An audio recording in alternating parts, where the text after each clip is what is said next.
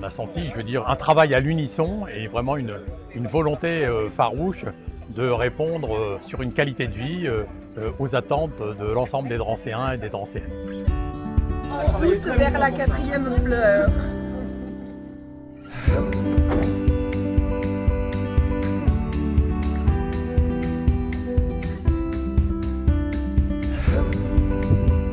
Aujourd'hui, on recevait le jury national des villes et villages fleuris. Je le disais aux jardiniers, le simple fait de pouvoir accéder, de savoir que l'on peut accéder à la 4e fleur, c'est quelque part déjà une fierté que d'en être arrivé là, grâce aux agents municipaux mais aussi aux habitants. C'était une super visite, on est tous très contents. C'est une réussite collective pour embellir la ville. Donc c'est le fleurissement, c'est la plantation d'arbres et c'est le bon vivre à Drancy au final qu'on essaye de faire. Nous aujourd'hui dans les jardins, c'est un travail de passion. Les habitants sont contents, ils voient des évolutions et c'est super pour les agents qui travaillent au quotidien et qui voient leur travail flatté par tous ces retours.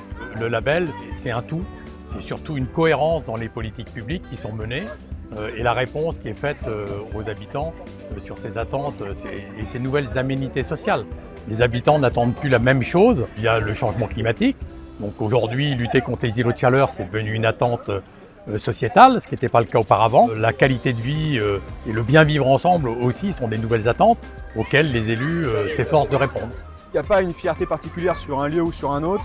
Je crois que chaque lieu est vraiment différent, avec des utilisations différentes, comme par exemple les jardins partagés de Mandela, où il y a vraiment une cohésion entre les habitants et avec l'association locale. Le parc La Doucette, qui est très beau, qui est bien fleuri, les gens s'y sentent bien. On a différentes activités ludiques, sportives et puis de détente. Et je suis plutôt fier de ça, fier de voir ma ville évoluer dans le bon sens. Alors résultat, mi-septembre, je réunirai l'ensemble des jurys qui auront visité une centaine de villes cet été. Et donc on publiera le palmarès mi-septembre.